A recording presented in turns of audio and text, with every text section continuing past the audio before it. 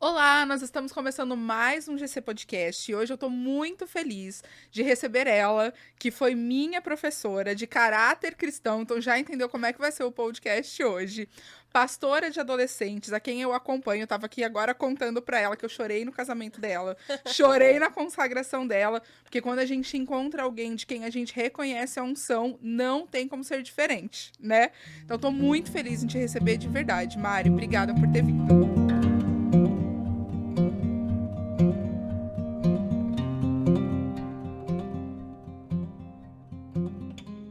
Eu que tô muito feliz, muito honrada. Já vi mulheres maravilhosas passando por aqui, então saber que eu tô nesse time já me deixa muito honrada. Com certeza. Mari, eu vou começar perguntando exatamente quem é a Mari Machado. Eu sei um pouquinho, mas deixa o pessoal conhecer também. A Mari Machado é uma menina, como eu gosto de dizer. A idade vai avançar, a gente sabe disso, mas o coração sempre de uma menina que tá aprendendo. Uma coisa que eu sempre tenho em mim é uma menina aprendendo a andar de bicicleta. Eu não sei andar de bicicleta. Talvez seja por isso que o senhor fale comigo desse jeito. Uhum. Porque é algo que eu não sei. E na vida a gente também não sabe de todas as coisas, né? Sem dúvida. Então eu sempre me imagino andando de bicicleta, aprendendo daquele jeito meio assim.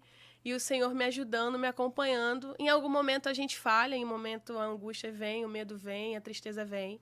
E o Senhor limpa o meu joelho, assim. Eu sinto cuidado do Senhor me lembrando quem eu sou. Eu sou filha amada e posso continuar a caminhar com Ele. Então, eu me considero essa pessoa, essa menina aprendendo com a estrada da vida e compartilhando do que eu tenho aprendido. E compartilha mesmo. Amo. Eu amo. Amo isso aqui, amo olho no olho. Amo muito. Amo isso aqui, amo olho no olho, mas não o microfone. Não curto muito. Vídeo, pregação mesmo. Eu lembro que em uma das aulas que você me deu, você estava contando, era o testemunho de alguém que honestamente eu não lembro quem era, mas você estava falando exatamente de quando a gente precisa da plataforma ou do microfone para pregar. Não é mais Deus que tá no primeiro lugar no nosso coração. E aí, quando você falou isso do microfone, eu lembrei no mesmo instante, assim, dessa aula. E é, de fato, viver o pastoreio, né? Porque pastoreio não tem a ver necessariamente com você pegar o microfone e falar para muitas pessoas. Acontece. Nosso né? pastor sempre diz isso, né? Que um pastor tem cheiro de ovelha. É.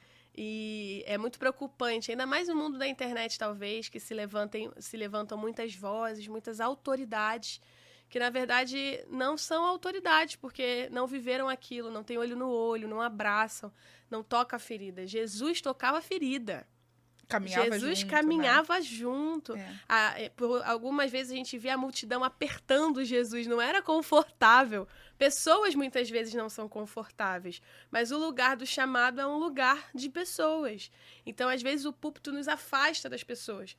Eu costumo dizer que o dia que eu perceber que o microfone for maior do que o que eu vivo com o Senhor, sabe? O microfone for maior do que o olho no olho, se eu não tiver história para contar lá em cima, então o microfone não tem mais o seu lugar.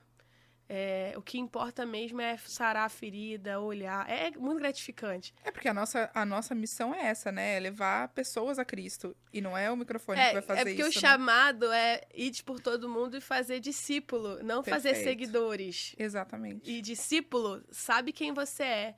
Discípulo te acompanha. É a tal da vida na vida, né? Exatamente. Discípulo sabe onde você mora, né? Que perguntaram para Jesus, onde você mora?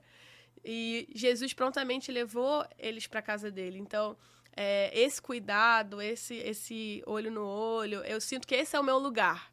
O microfone é o meu lugar desconfortável que eu faço porque faz parte do processo. Exato. Mas o olho no olho, pra mim, é o melhor lugar. Feliz de quem tem esse cuidado. Eu só tive aula e já fiquei feliz. Imagina isso. Mário, vou aproveitar para entrar na segunda pergunta que eu quero te fazer. Sim. Você é filha de pastor, foi consagrada junto com a sua mãe, mas pelo menos desde que eu conheço vocês, o seu pai é pastor. Não sei quando ele foi consagrado. E eu lembro que quando teve um congresso na igreja, a gente te conheceu assim. Meu esposo estava na sua sala de workshop. Eu não sabia, eu tinha chego na igreja há pouco tempo, né? Eu sou paulista. Uhum. Então eu tinha chego lá há pouco tempo, a gente estava indo na Atitude e a gente te conheceu assim. E eu lembro que ele saiu, não sei nem se você sabe disso, mas ele saiu da sala do seu workshop falando assim, eu quero conversar com o pai dela. Porque o meu esposo tem uma filha, eu tenho uma enteada, né? E ele falou, eu preciso entender o que ele fez na criação dela. Porque eu quero fazer a mesma coisa com a Alice, Legal. sabe? Então, a minha segunda pergunta é exatamente essa, assim, o que é, de fato, ter... Aí, eu já perguntei isso pra mães, agora eu quero perguntar pra filha, é a outra visão, Aham. né? O que é ter pais que te ensinam o além de ir na igreja, o amar a Cristo? Tudo. E como que isso se dá, né? Eu fiz uma live com meu pai ontem, né? Eu não assisti a live inteira, mas eu vi. Mas foi muito legal. E eu sou muito agraciada. Eu realmente me enxergo num lugar... Se eu chorar... Pode chorar, não tem problema nenhum. Eu também choro quando eu falo dos meus. Eu realmente me sinto muito privilegiada. Os pais que eu tive, a influência que eu tive. Meus pais não eram as pessoas que iam só na igreja, entendeu? Por diversas vezes eu abri a porta e minha mãe estava ajoelhando no quarto. Diversas vezes a minha mãe me chamava para ler a Bíblia. Eu lembrei ontem, e muitas pessoas falam, já teve a oportunidade de eu pregar e depois meu pai pregar. Da gente viajar para pregar juntos. Que legal. E eu lembro que quando isso aconteceu, eu lembrei que, na verdade, foi uma semente que meu pai lançou. O meu primeiro púlpito foi a cama do quarto dos meus pais, porque a gente fazia o culto doméstico. E aí meu pai falava assim, filha, você vai ler esse versículo e você vai explicar esse versículo. E eu explicava o versículo.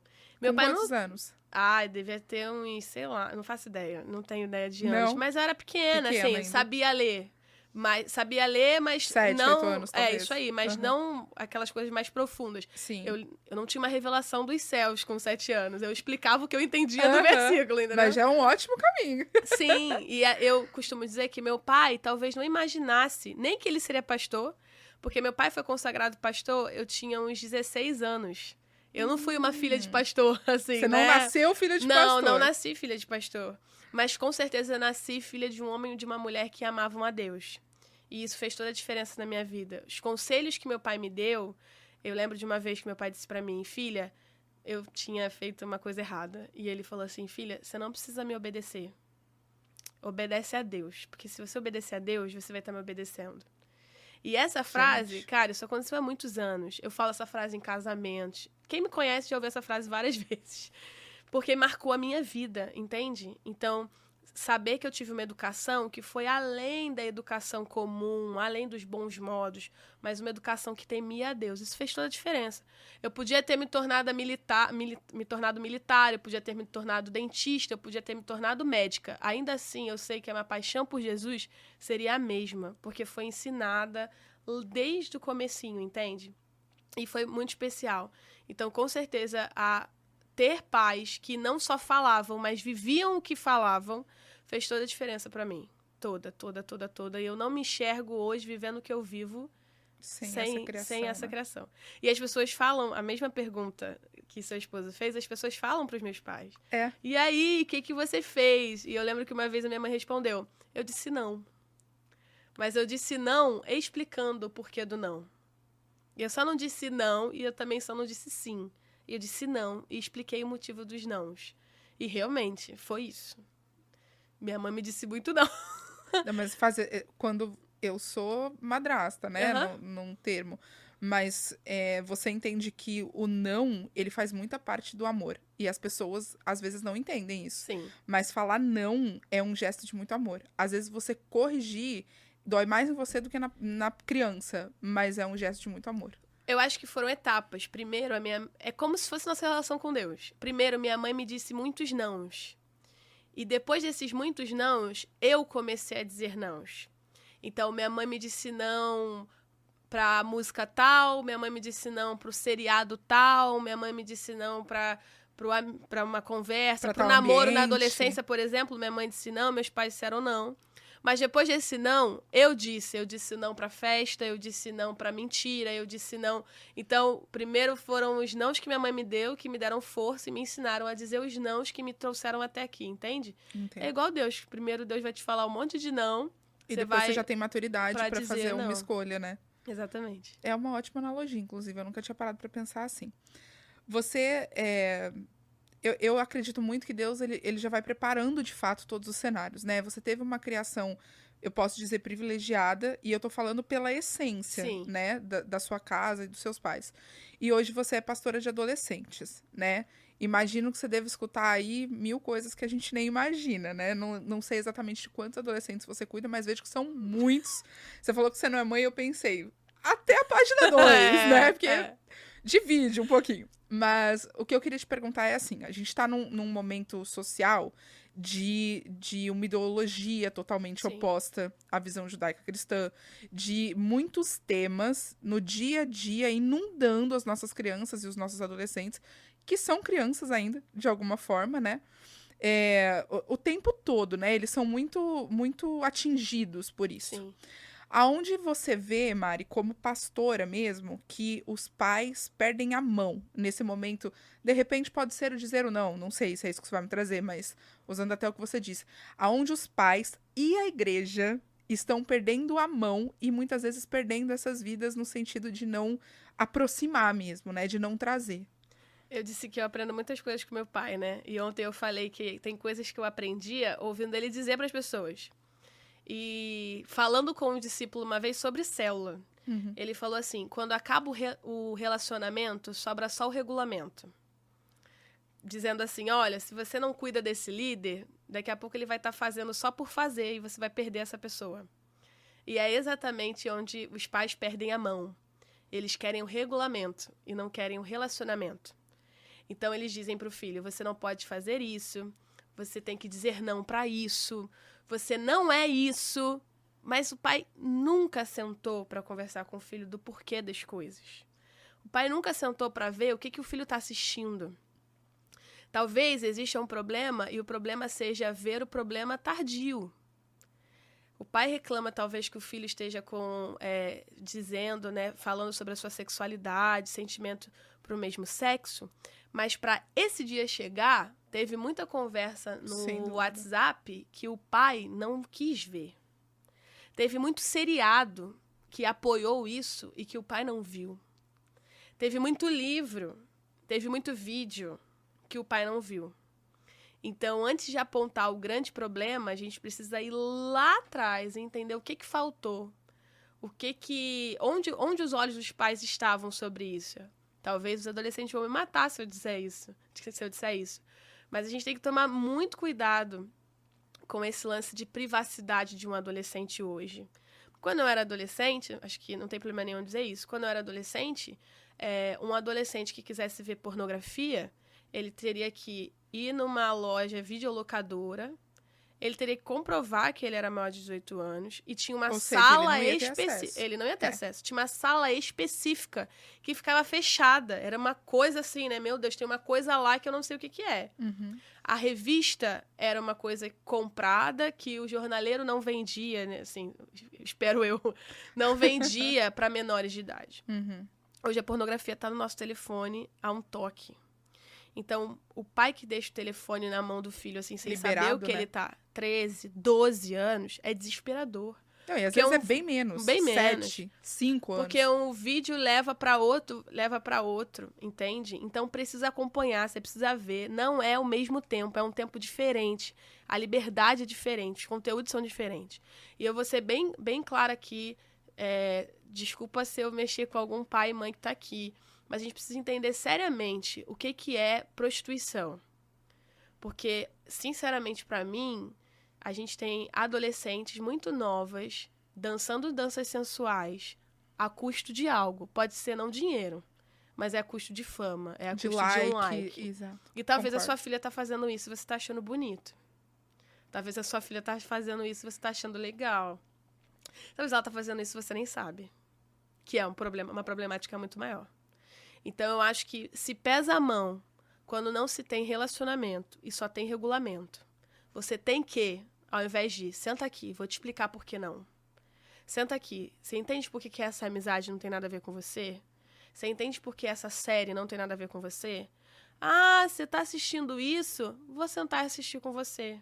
Eu faço isso muito com a Alice, mas muito, muito, faço mesmo. Hoje precisa. Qualquer série, qualquer coisa tem alguma coisa. É assustador. Ela veio me contar de um desenho, isso tem 5 meses no máximo. E ela só me contando assim, um episódio e tal. E aí um desenho cheio de miraculos. Aquilo já me acendeu uma luz, né?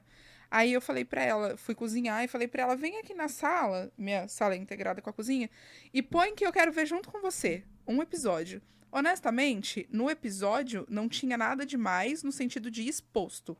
Não tinha nada demais. Mas um termo que eles usaram me chamou a atenção. Eu fui pesquisar. Era o nome de um demônio. Eu chamei ela e eu falei o português claro. É claro que eu não vou deixá-la com medo, né? Aham.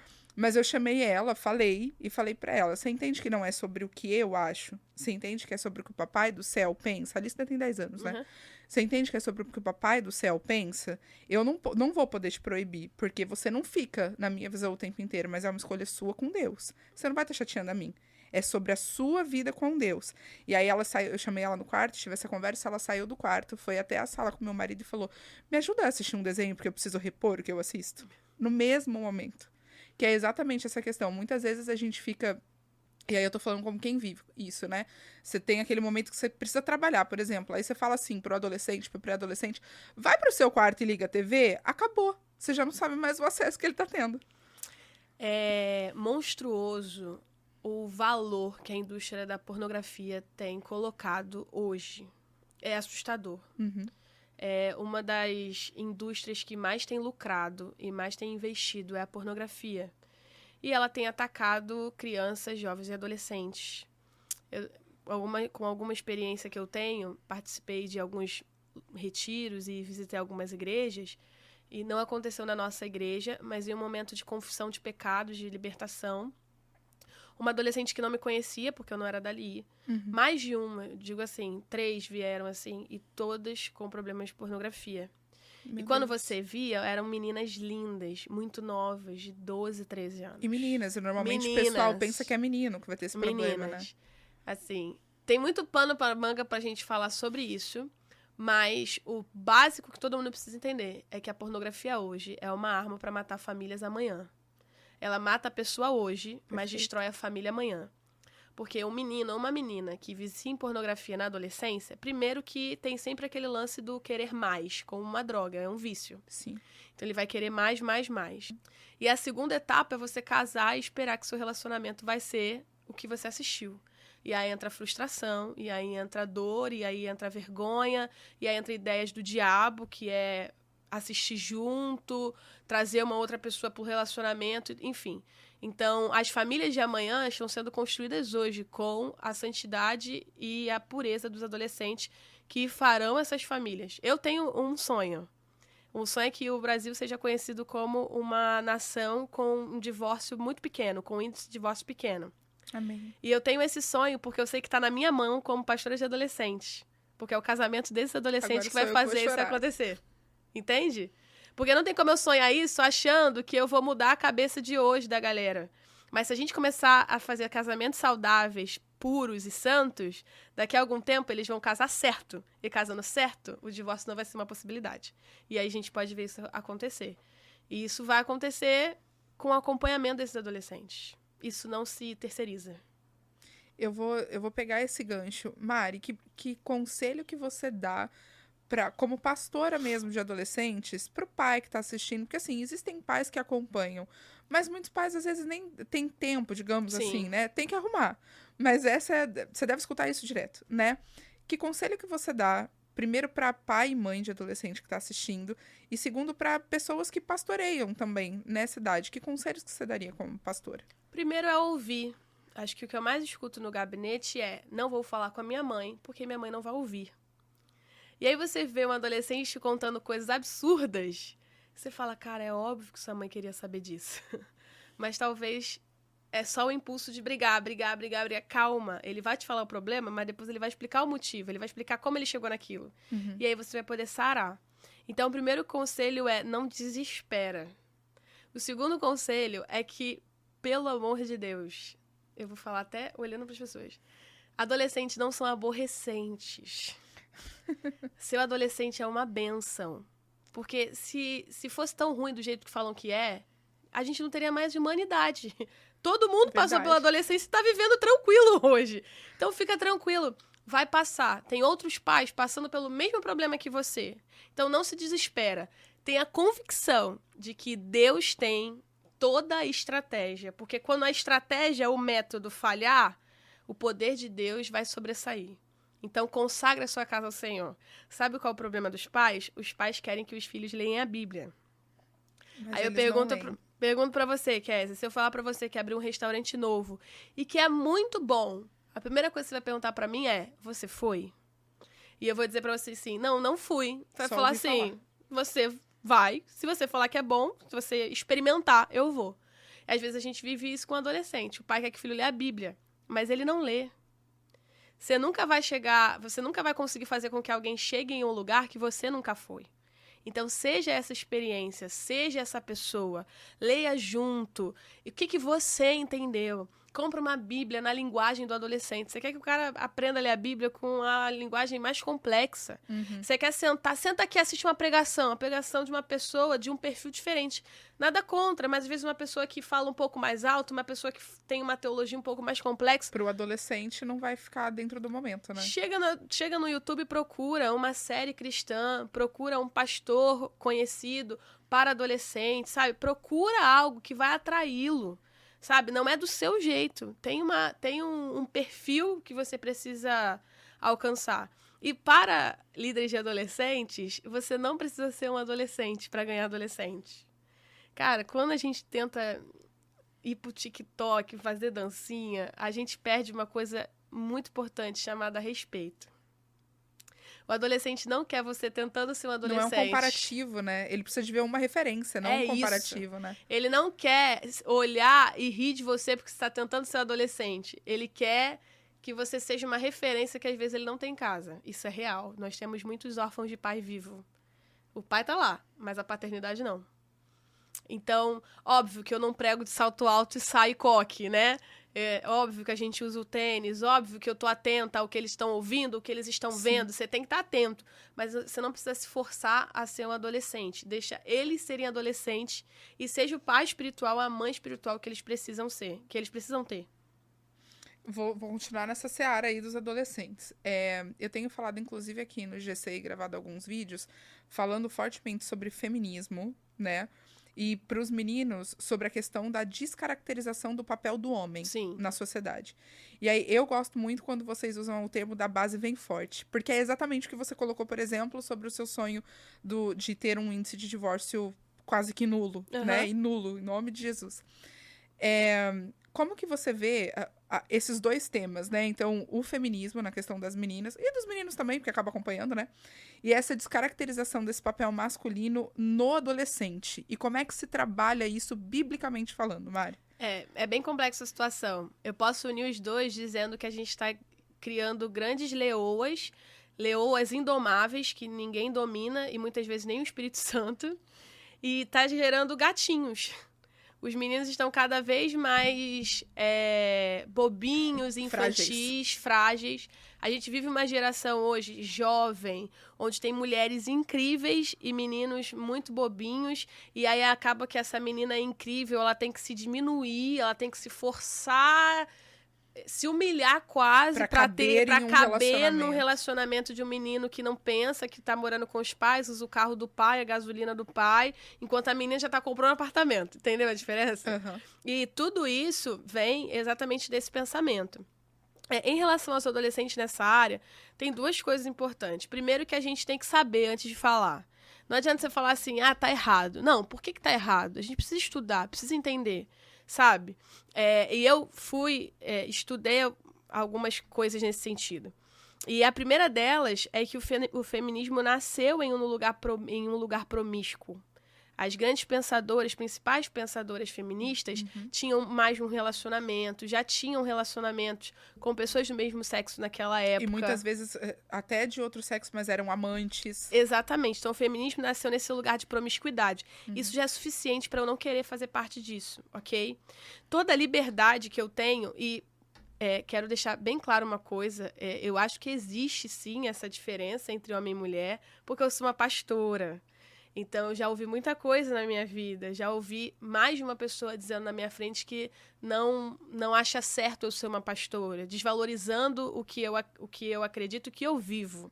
Então, realmente não é fácil em algumas situações. Mas o que me empodera não é um movimento. O que me empodera é o poder do Senhor. O que me empodera é um relacionamento com Ele. O que me empodera é abrir a palavra de Deus, compreender, obter pérolas espirituais, sabe? E essas palavras me levam para um lugar diferente. Provérbios 31, que fala da mulher virtuosa, termina exatamente disso, que é Sim. o próprio testemunho dela que dá esse lugar de honra, Exatamente.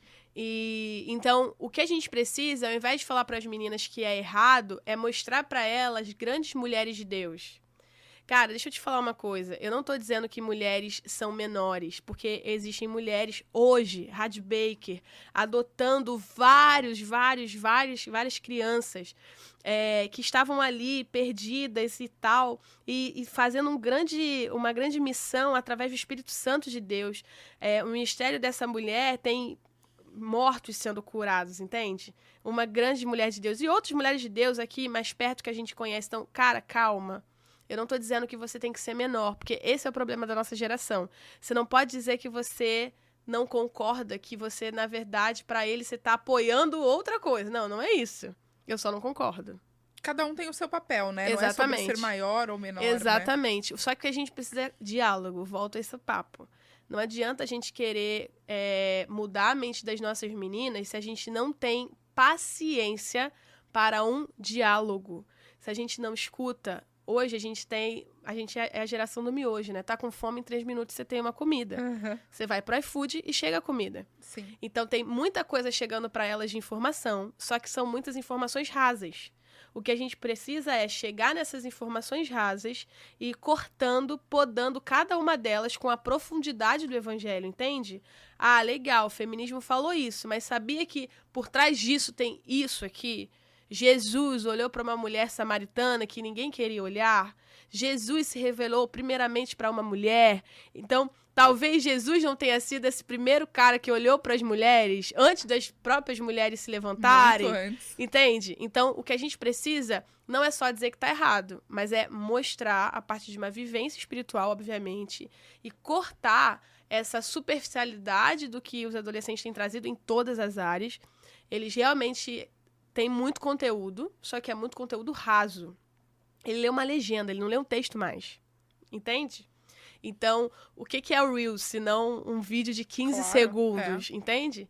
Então, cortar essa superficialidade com profundidade do evangelho. É assim que a gente consegue mudar essa cabeça. E também crendo em algo sobrenatural, né? Porque às vezes a gente quer muito debater com a letra. É isso, não é isso? Não, vamos orar aqui. Sinta a presença de Deus. Jesus te ama, Jesus tem algo para sua vida. Você entende que isso vai além do que um livro, do que alguém escreveu? Você entende que vai além de uma filosofia? Alguém morreu por você e existe vida dentro de você a partir do Espírito Santo de Deus. Até porque quem convence é o Espírito, né? Às vezes a gente quer debater muito. E o Espírito Santo tem um grande trabalho a ser feito na nossa vida. Mari, outro ponto que eu queria entrar, e eu até pedi você, né, pra gente entrar nesse ponto. Eu falei aqui que se quiser eu conto seu casamento pra você, que eu assisti várias vezes. E eu assisti várias vezes exatamente por reconhecer que ali não era uma cerimônia comum, como eu disse, né? Tinha uma consagração daquele momento. Tanto é que teve apelo no seu casamento, né? Achei incrível. Acho que eu nunca tinha visto, de verdade. E todo o seu caminho ali pro seu casamento, eu sei um pedacinho por conta das aulas que eu tive com você, etc. Sei que você namorou o Rafa, aí vocês terminaram, voltaram, alguma coisa assim, né? Mas durante todo esse tempo, você obedeceu a Deus, quando eu falo assim, no sentido de se manter pura para o seu casamento, né?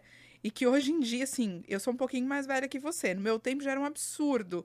10 anos, mais ou menos, que eu acho que é a nossa diferença, e existe um movimento ali que deixa isso parecer ainda mais absurdo, né? Imagino que você deve ter passado as suas dificuldades neste caminho, né? Embora eu tenha certeza que você sempre carregou ali, eu quero a Cristo e é isso que eu quero.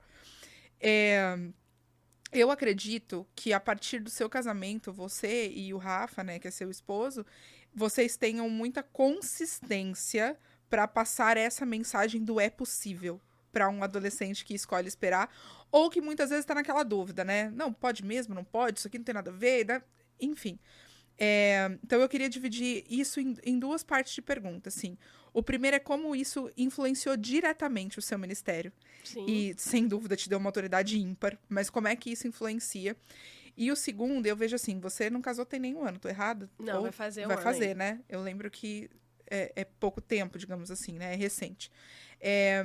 E muita gente, principalmente no primeiro, segundo ano, vive aquela lua de mel intensa, né? Vocês são novos, etc. Mas eu vejo que vocês se dedicam a fazer a obra juntos. E eu acho incrível, porque casamentos, eu acredito assim, sabe aquela história do Deus não une pessoas, une propósitos, né? Casamentos são feitos para engrandecer o nome do Senhor também. E vocês entendem isso, pelo que eu reparo, como uma missão. E vocês têm levado isso. Então, enfim, duas perguntas. O primeiro é, como é que a questão da pureza influenciou diretamente no seu ministério e você vive essa verdade? E o segundo, casamento é um tipo de exercício do ministério? E como é que vocês se uniram para isso? Primeiro, sobre a pureza, é que ela não começa na tentação do sexo em si. A decisão da pureza não começou quando eu decidi namorar o Rafael. A decisão da pureza começou quando eu era ainda uma adolescente e o filme da Sessão da Tarde, que tinha uma cena estranha, eu não queria ver. Então, eu tive um caminho ali de pureza que eu decidi viver, que tornou essa decisão uma decisão clara e nítida para mim, sem nenhuma outra opção. Então, às vezes, a gente também quer colocar... tem que ser assim, tem que ser assim. Calma, primeiro você precisa purificar a sua mente de tudo. Inclusive hoje de músicas, né? Porque as músicas hoje estão... Você quer muito... Talvez esteja falando com meninas aqui que querem muito viver isso. Cara, você quer muito viver isso, mas as meninas que você segue só vivem com uma roupa nada a ver, que falam mais da sensualidade do que de qualquer outra coisa. As músicas que você ouve são músicas que falam de sensualidade. Tudo que você lê e tal é sobre sensualidade, sexualidade. Então, obviamente, vai ser muito difícil para você chegar nesse caminho, entende? Então, existe uma decisão anterior a essa. Uma decisão de, literalmente, sacrificar para ter a sua mente santa e pura. Então, obviamente, quando a gente começou a namorar, era uma coisa muito clara para nós. Eu não vou mentir, porque não foi fácil nem um pouco. Nossos amigos... Eu morei sozinha 1 ano antes, né? E a gente tinha algumas coisas muito claras. Foi quando seus pais foram pastorear em Brasília, Isso, meus pais foram pastorear em Brasília. Então, 1 ano antes de casar, eu morei sozinha. E era interessante, porque a gente tinha uma célula na minha casa. E às vezes a gente ficava esperando alguém subir. O Rafael ficava lá embaixo esperando alguém subir pra eu subir. Mais de uma vez aconteceu alguma coisa na minha casa, sempre fui de ter minha casa cheia. Uhum. Eu esperava pra subir e as pessoas às vezes achavam uma coisa muito louca. Tipo, cara, você só vai lá rapidinho.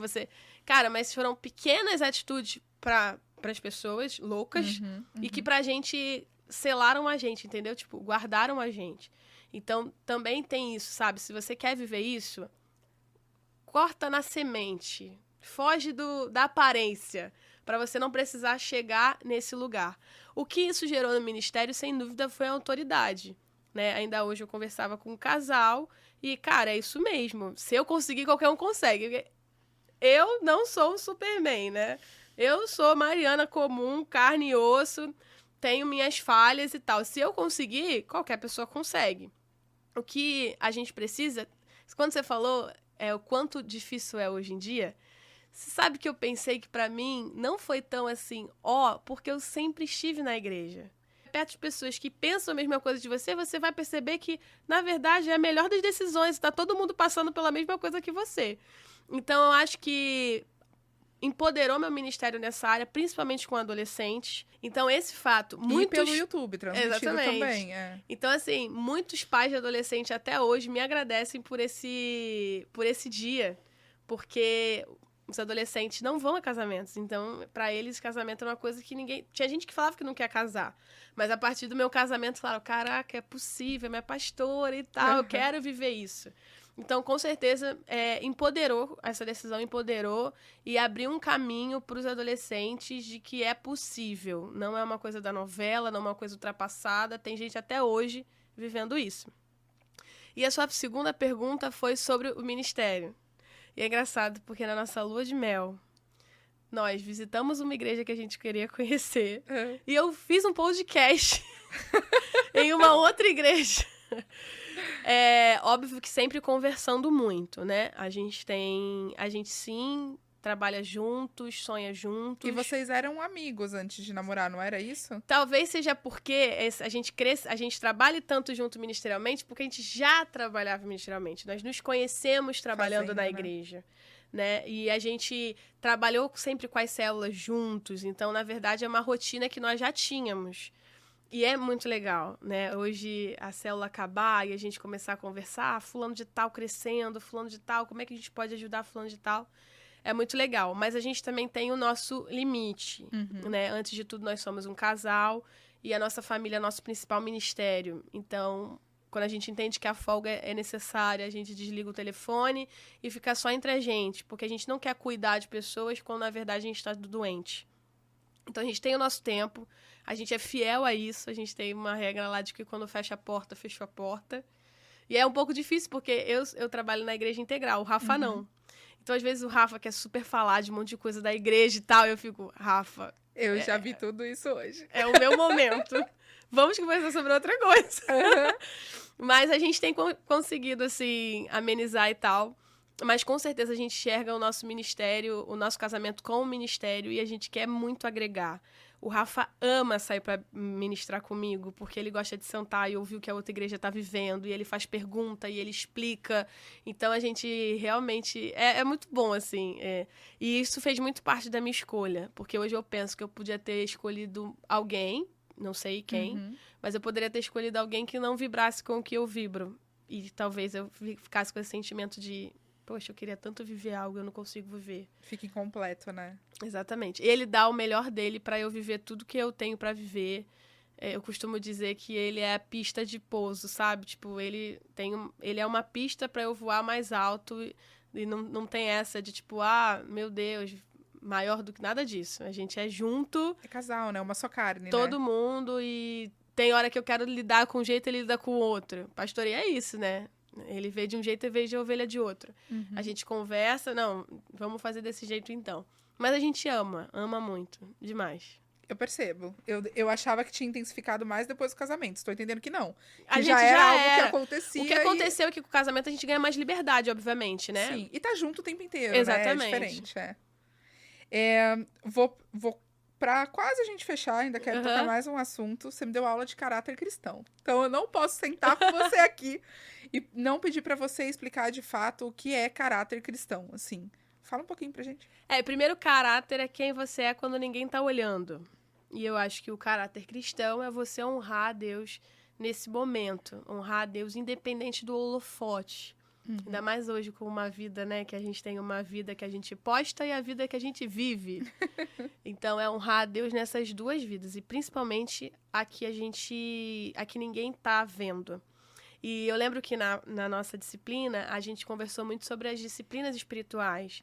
Então, para um caráter cristão, a gente precisa de um relacionamento com Jesus, a gente precisa de mergulho na palavra de Deus, a gente precisa de jejum, que é algo que precisa estar na nossa rotina diária, a gente precisa ser leal nas ofertas e dízimos.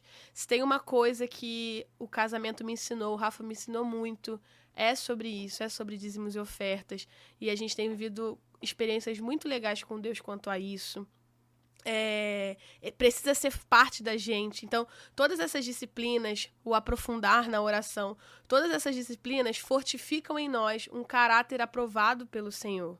O caráter cristão vai além da moral. Porque tem gente legal, tem gente que não rouba, tem gente que não faz mal a ninguém, mas que não tem Jesus no coração. E isso para nós não é suficiente. Então nós precisamos... obrigação, né? A moral é só a consequência, entende? De uma vida cheia do Espírito Santo de Deus. Uma vida cheia do Espírito Santo de Deus não faz mal a ninguém, trata bem a todos, respeita a todos.